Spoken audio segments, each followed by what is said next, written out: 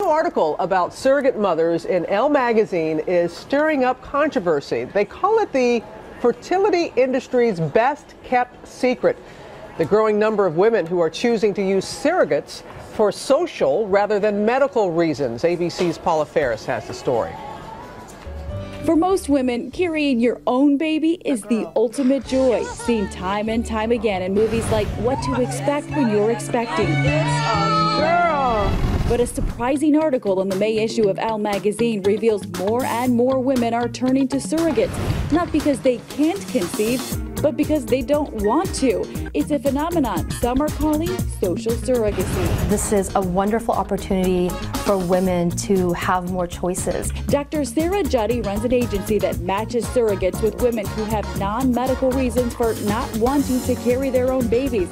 She says their reasons run the gamut from not wanting to interfere with their careers to being afraid of what pregnancy will do to their bodies. We have people who are they're afraid of being pregnant. Some people work in an industry where image is very important, so they don't want to have to go through the changes that happen in a woman's body when they get pregnant. But even with the interest in social surrogacy on the rise, it's still a touchy subject. Women are really guarded about issues involving their bodies and pregnancy and surrogacy because they're afraid of being judged. And that's not the only thing giving some women pregnant cause for concern. With surrogacy costing around $100,000 or more per child, it may not be for everyone. You have to ask yourself why you're doing this. Is there real benefit of bypassing the beautiful experience of carrying a child? For Good Morning America, Paula Ferris, ABC News, New York.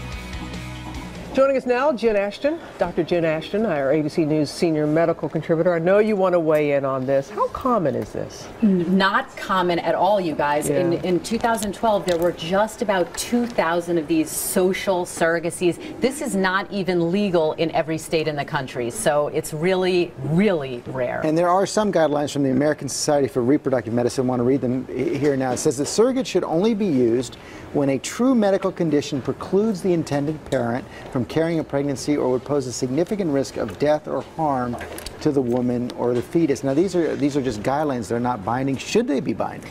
You know, this is a very slippery slope, right? Because there are legal issues, social, medical, financial. I mean, this is something that is incredibly complicated, and we have no data on this. We don't have any long-term data. You know, in science, we always like to refer to that. So even doctors are struggling with the question of what is a valid indication. And one of the reasons apparently is that some women have a fear of giving birth. I mean, I think everybody is slightly afraid when they walk into that labor room, but there's a lot more to fear ahead. If that's what's stopping you, I say big red flag. How about the first time your kid turns to you and asks you something and you go, I have no idea. That's it. Look, you get over that. It's every day. I mean, it's my job as an obstetrician. It's the job of a midwife to help a woman over the 9 months of her pregnancy deal with those fears. And as we all know, whether it's pregnancy or something else, if fear were the rate limiting step, it would stop us from living. So, you know, I think that that's an opportunity to grow as an individual.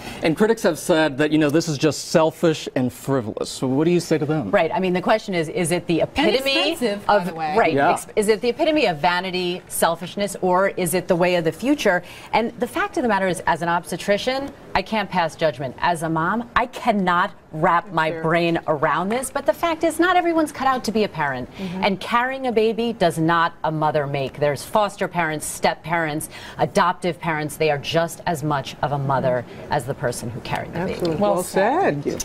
All right. Thank you. Good morning, guys.